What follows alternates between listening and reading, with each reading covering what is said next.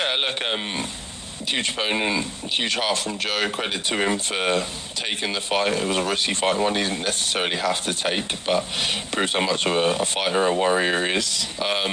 And yeah, look, he was very problematic in moments. That the flow had ebbs and flows. It was back and forth. He ebbs and flows. It was back and forth. He had back and forth. He had good moments. I had good moments. There were ups and downs to it all, but at this end of the division, it's always going to be like that. It's never going to be plain sailing. It's never just going to entirely go your way. So, yeah, there were some hurdles, some things to overcome, some things he was doing that we had to figure out and kind of work with a bit differently. So, yeah, all a learning experience, but very good in the end. And give us your thoughts on the stoppage. Yeah, look, I think it was right. If not, maybe it could have come a little bit earlier. We saw it happen already once over in the second round, where I was just shipping punches off on him, and there was a long time waiting for the ref to step in. And then again in the 10th as well, similar scenario, and then the 11th. So I think kind of third time of asking, the ref kind of felt like, all right, I can't let this happen again. He'll have to step in and do his job. That was the third time that I asked him, and he decided, the referee, I guess I got to stop the fight. That just sounds so suspect to me, people.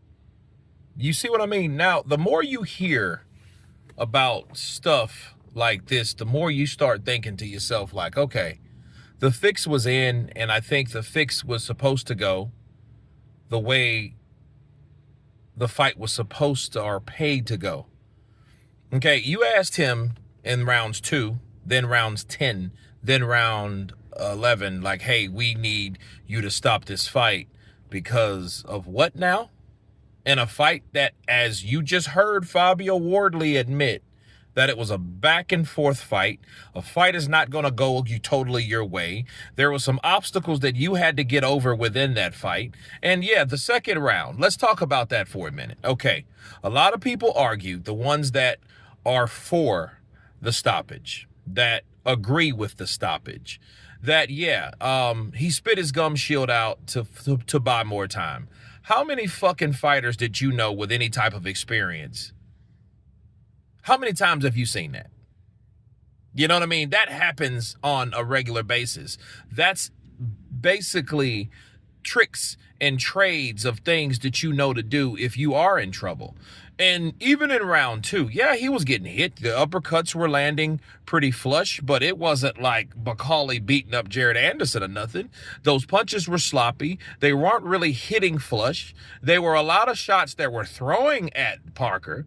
Some of them were landing, but not all of them were landing. So I don't even know what it was about this this endangered situation that's one-sided. You know what I mean? Because it's almost like, oh, we asked him to stop the fight, like you couldn't get in trouble, you couldn't get stopped.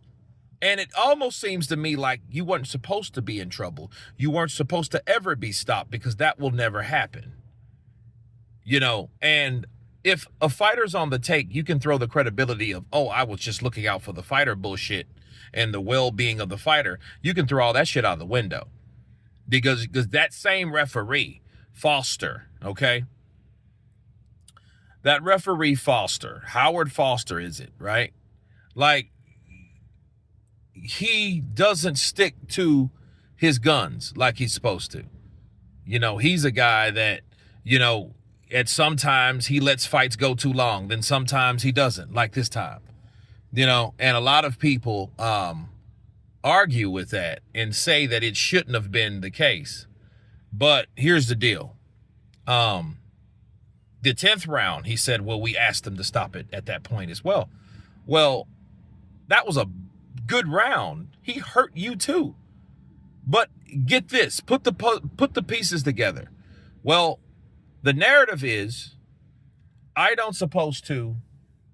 was never hurt. So I just want to let people know, because we know that people were going to disagree with the early stoppage.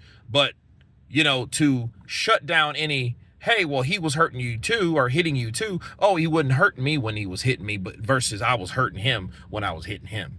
You see what I mean? You see where I'm going with this? So it's all to me like a ploy, you know, that is seeming more and more suspicious. You don't ask the referee shit to do. Why would you be worried? Oh, he needs to stop that. No, if anything, if anybody that needs to talk to anyone, the referee needs to talk to the corner of Joseph Parker, not fucking Fabio Wardley. So if Fabio Wardley's team asked, hey, you need to stop that fight, he's taking too much punishment. That's the last, that's what they supposed to say. Because they want the fight stopped so they can win. It's all about winning. So look, a lot of this shit is getting more suspicious, people. That, hey, we asked him to stop it then in 11th, and I guess after asking him, I guess he did his job. So that meant you're admitting that you persuaded the fucking referee to stop the fight. That's all you're telling us. But anyway, people, you can't make this shit up. Tell me what you think. Of course, please subscribe. And you guys been Counterpunch. Peace.